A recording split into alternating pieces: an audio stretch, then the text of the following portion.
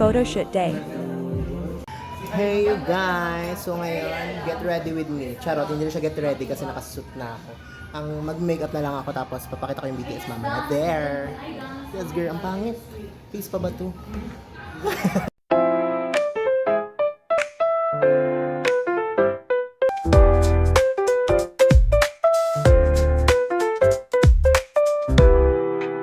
So, tagmadaling look. Ito lang siya. Hey you guys, so ayan, mag-photoshoot na ako ngayon. Ito lang yung in-achieve kong look ngayon.